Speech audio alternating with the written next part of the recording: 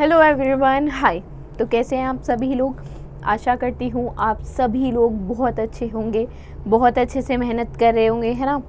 तो आज फिर से वही बात नहीं कहूँगी, आज कुछ नया कहने जा रही हूँ। नया इसलिए क्योंकि हम लोग क्या करते हैं ना, हम लोग सोचते हैं कि आगे आने वाले कुछ सालों में हम क्या करने वाले हैं, ठीक है। उसके लिए हम आज से तैयारी शुरू कर देते हैं और बहुत लोग बचपन से ही एक रेस में दौड़ रहे होते हैं। तो हम आने वाले भविष्य के चक्कर में अपना आज कई बार गंवा देते हैं।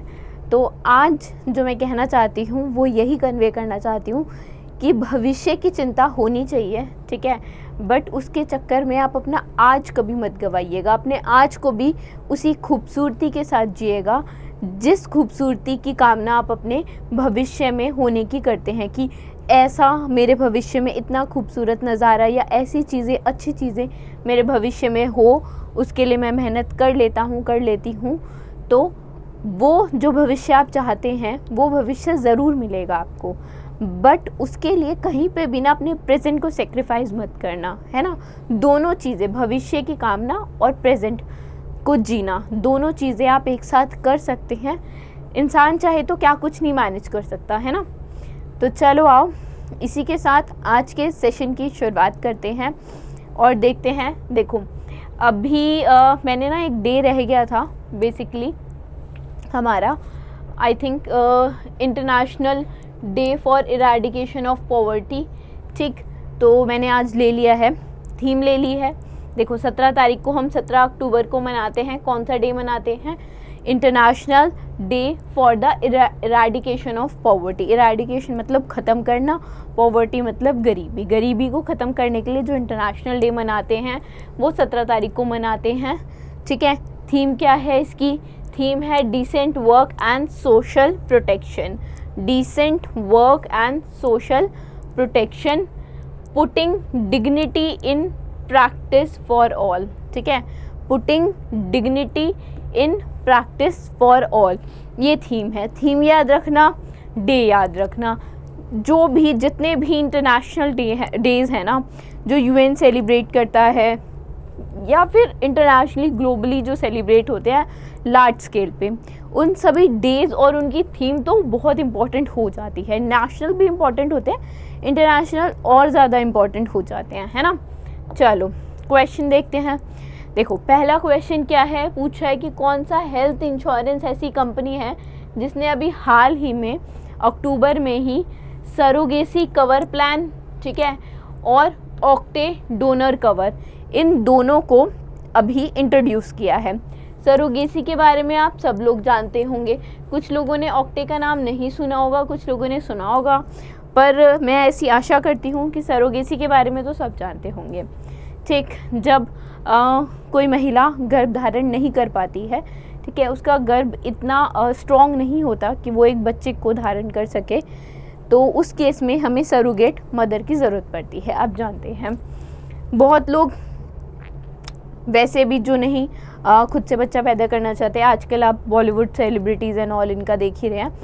तो इन शॉर्ट, जब एक मदर कंफर्टेबल नहीं होती या सूटेबल नहीं होती टू कैरी अ बेबी, तो हमें एक सरोगेट मदर की ज़रूरत पड़ती है ना।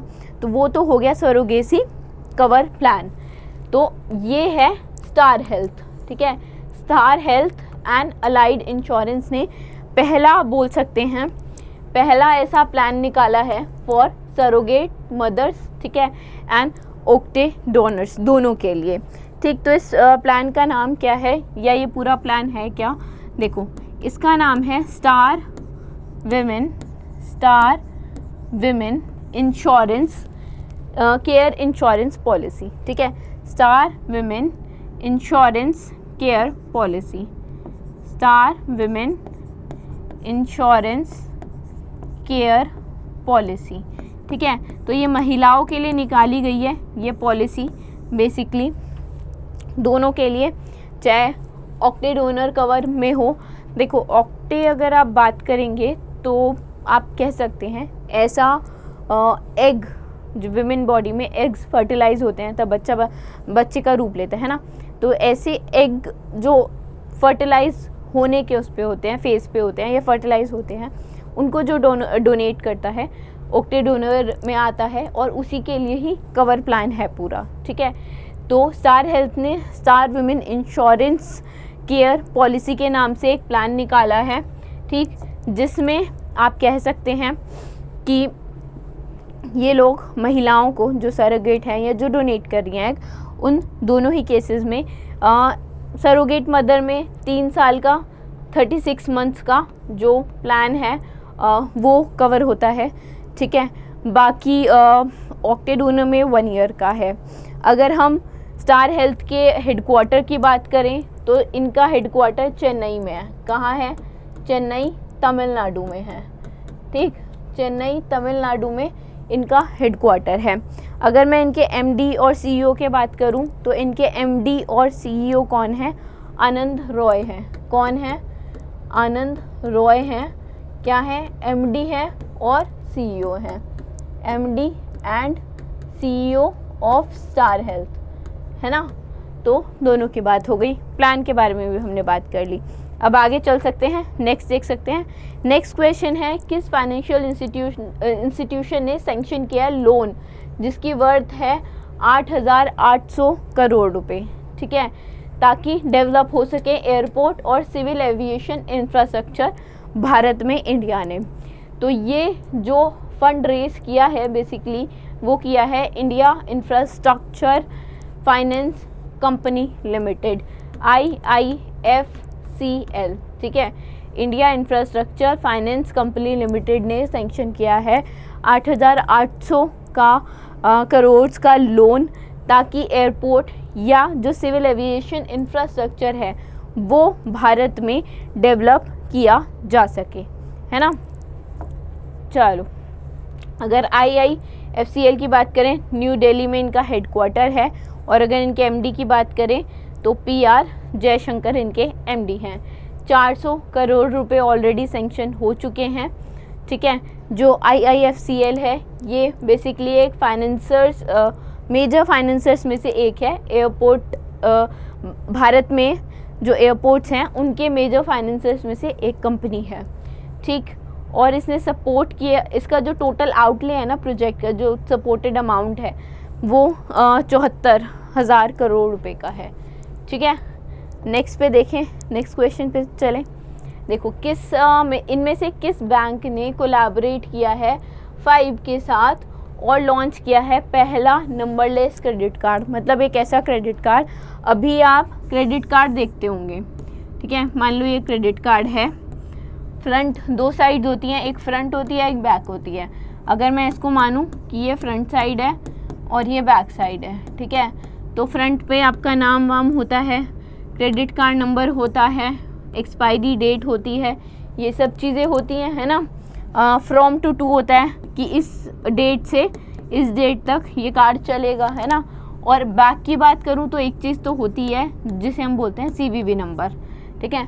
ये दोनों चीज़ें, चाहे आपका कार्ड नंबर हो, ठीक, ये आपकी एक्सपायरी डेट हो, ये चीज़ें और CVV नंबर, ये इंपॉर्टेंट चीज़ें होती हैं किसी भी क्रेडिट डेबिट कार्ड में, है ना।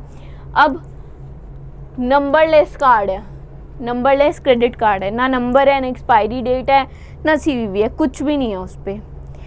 तो सिक्योरिटी वाइज कितना ज़्यादा पावरफुल हो जाएगा, मतलब सिक्योरिटी कितनी ज़्यादा अपग्रेडेड हो जाएगी, कितनी हाई क्लास सिक्योरिटी हो जाएगी। कार्ड नंबर होता है, CVV नंबर होता है, तो चोरी के चांसेस, कार्ड में से पैसा निकालने के या बैंक में से पैसा निकालने के चांसेस बहुत इजी हो जाते हैं। नंबर ही नहीं होगा, कोई CVV पिन ही नहीं होगी, तो कैसे कोई चोरी कर पाएगा, ठीक है। तो जो सिक्योरिटी है वो बहुत एनहांस हुई है इसके बाद। एंड ये जो बैंक है जिसने कोलैबोरेट किया है 5 के साथ। 5 क्या है? 5 आप कह सकते हैं एक फिनटेक स्टार्टअप है, ठीक है। 5 is a fintech startup you can say, ठीक है। तो किस बैंक ने फिनटेक स्टार्टअप 5 के साथ भारत का पहला नंबरलेस क्रेडिट कार्ड लॉन्च किया है, और ये किया है एक्सिस बैंक ने, ठीक है। एक्सिस बैंक की बात करो तो मुंबई में क्या है, इनका हेडक्वार्टर है, ठीक है। हेडक्वार्टर कहाँ है? मुंबई में है, मुंबई महाराष्ट्र में है। और इनके MD और CEO कौन है? MD एंड CEO की अगर हम बात करें तो अमिताभ चौधरी का नाम आपने सुना होगा, ठीक है। अमिताभ चौधरी जो हैं वो इनके MD और CEO हैं, है ना। तो ये बात आई थिंक आपको समझ में आई होगी, दोनों बातें। चाहे सिक्योरिटी पर्सपेक्टिव से अगर हम इस कार्ड की बात करें तो वो भी ठीक, हेडक्वार्टर, MD ये मैंने बता ही दिए। 5 के बारे में मैंने थोड़ा सा ब्रीफ दे दिया, है ना। चलो नेक्स्ट पे चलते हैं। देखो वही कार्ड का नाम है 5 एक्सिस बैंक क्रेडिट कार्ड के नाम से है, रुपए ने इसको पावर किया है, ठीक है।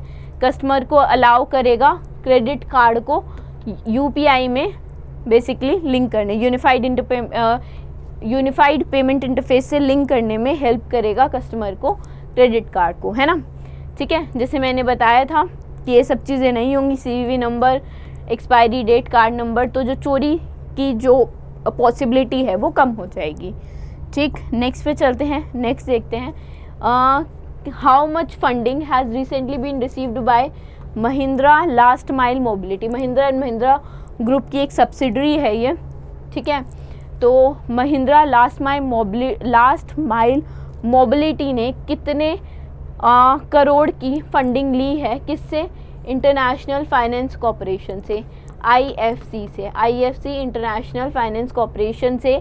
इलेक्ट्रिक व्हीकल डिवीज़न के अंदर महिंद्रा लास्ट माइल मोबिलिटी ने कितने करोड़ की फंडिंग ली है? इन्होंने 300 करोड़ की फंडिंग ली है। कितने करोड़ की फंडिंग ली है? 300 करोड़ की। अगर मैं हेडक्वार्टर पूछूं आपसे IFC का, तो क्या बताएंगे? इंटरनेशनल फाइनेंस कॉरपोरेशन का हेडक्वार्टर कहाँ है? इनका हेडक्वार्टर है वॉशिंगटन DC में, ठीक है। कहाँ पे है? वॉशिंगटन DC में, USA में, ठीक। अब अगर मैं पूछ लूँ कि इनके MD कौन है, तो MD का नाम क्या बताएंगे आप लोग? कौन है इनके MD? इनके MD हैं मख्तार द्वीप, ठीक है। मख्तार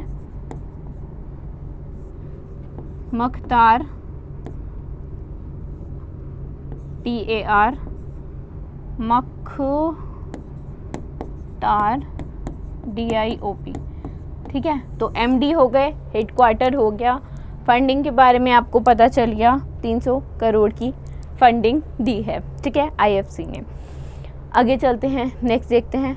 ट्रैंकवोर फेडरल बैंक लिमिटेड ने ये रीनेम हुआ था फेडरल बैंक के तौर पे। ट्रैंकवोर फेडरल बैंक जो है, ट्रैंकवोर फेडरल बैंक लिमिटेड को फेडरल बैंक के तौर पे रीनेम कर दिया गया था। कब रीनेम कर दिया गया था? इनको 1947 में 1949 में रीनेम किया गया था और इनका हेडक्वार्टर केरला में है, ठीक है। अगर केरला में भी स्पेसिफिक आऊँ, पहले तो आंसर जो हो जाएगा वो हो जाएगा B, 1949 केरला, ठीक है, ये आंसर हो जाएगा। क्वेश्चन क्यों आया वो भी बताऊंगी। अगर स्पेसिफिक लोकेशन बताऊं तो अलुवा, कोची, केरला, ठीक है, यहाँ पे इनका हेडक्वार्टर है, ठीक। अगर क्वेश्चन देखें कि क्यों आया, क्योंकि जो फेडरल बैंक है इन्होंने लॉन्च किया है unified interface payment UPI integration NRIs के लिए, ठीक है। NRIs is non residential Indians, जो भारत से बाहर रहते हैं, दूसरे देश में रहते हैं, उनके लिए इन्होंने UPI लॉन्च किया है, ठीक है, फेडरल बैंक ने। फेडरल बैंक अगर हम देखें कि इनकॉर्पोरेट कब हुआ था, तो ये 23 अप्रैल 1931 में इनकॉर्पोरेट हुआ था। क्वेश्चन पूछने को पूछ सकता है कि ट्रैंकवोर फेडरल बैंक लिमिटेड, जो अब फेडरल बैंक के नाम से जाना जाता है, वो कब इनकॉर्पोरेट हुआ था? तो वो 23 अप्रैल 1931 में इनकॉर्पोरेट हुआ था। रीनेम जैसा मैंने आपको बताया 1949 में दिसंबर में हुआ। MD और CEO की अभी की बात करें तो श्याम श्रीनिवासन हैं। अपने क्वेश्चन पे आते हैं। जो UPI NRIs के लिए फेडरल बैंक ने लॉन्च किया है, बेसिकली उनके मोबाइल बैंकिंग प्लेटफॉर्म के लिए UPI आया है and this aims to enhance banking convenience. किसके लिए? NRIs क्लाइंट के लिए बैंकिंग सुविधा आसान बनाने के लिए ये इन्होंने UPI लॉन्च किया है। अगर कंट्रीज़ की बात करें तो Singapore, Australia, Malaysia, Canada, Hong Kong, Oman, Qatar, United state of America, Saudi Arabia, United Arab अमीरात और यूनाइटेड किंगडम जैसी कंट्री शामिल हैं, ठीक है, जिनमें बेसिकली ये जो UPI है वो चलेगा मोबाइल एप्लीकेशन के थ्रू, ठीक। नेक्स्ट क्वेश्चन देखते हैं। अक्टूबर में 2023 में पेशार्प ने रिसीव किया है ISO IEC certificate that is 270001/2022, ये सर्टिफिकेशन हासिल किया है। अपडेशन हुआ था 2022 में, इसीलिए 2022 है, ठीक है। तो ये सर्टिफिकेशन हासिल किया है किसने? पेशार्प ने, ठीक है। पेशार्प ने कौन सा सर्टिफिकेशन? ISO IEC सर्टिफिकेशन हासिल किया है। ये एक इंटरनेशनल स्टैंडर्ड सर्टिफिकेट होता है basically information security management system में। तो पूछ रहा है जो पेशार्प है उसका हेडक्वार्टर कहाँ पे है। पेशार्प के अगर हेडक्वार्टर की बात करेंगे तो इनका हेडक्वार्टर है चेन्नई में, ठीक है। चेन्नई तमिलनाडु में इनका हेडक्वार्टर है। कहाँ है? चेन्नई तमिलनाडु में एक हेडक्वार्टर है। जो पेशार्प है ना वो बेसिकली एक पेमेंट एग्रीगेटर है, ठीक है। क्या है? एक पेमेंट एग्रीगेटर है, ठीक है। पेशार्प इज़ अ पेमेंट एग्रीगेटर, ठीक। हेडक्वार्टर का है इनका चेन्नई तमिलनाडु में, ठीक। अगर ISO IEC सर्टिफिकेशन की बात करें तो जैसा मैंने अभी बताया था कि इंटरनेशनल स्टैंडर्ड सर्टिफिकेशन है टू मैनेज इंफॉर्मेशन सिक्योरिटी। ये ओरिजिनली पब्लिश किया गया था jointly by ISO that is international organisation for standardisation and IEC that is international electrotechnical commission द्वारा 2005 में, ठीक है। उसके बाद रिवाइज किया गया 13 और 22 में, ठीक है, इसलिए वहाँ पे 22 मेंशन था, ठीक।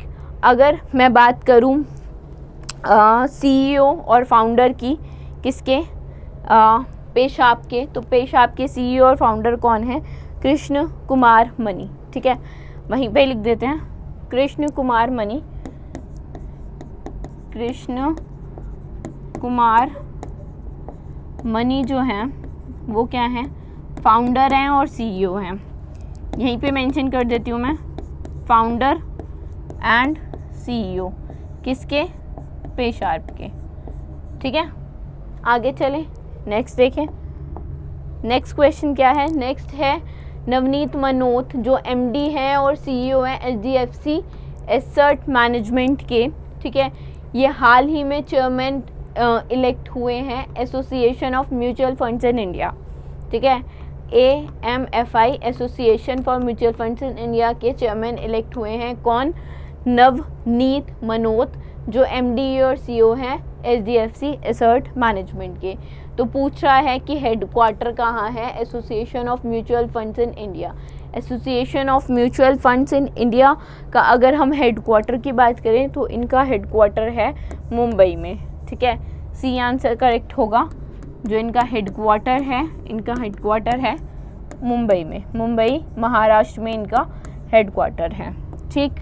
इसके बारे में बात करते हैं। देखो नवनीत मनोत जैसे अभी हमने डिस्कस किया कि CEO हैं और MD हैं जो HDFC एसेट मैनेजमेंट के, ठीक है।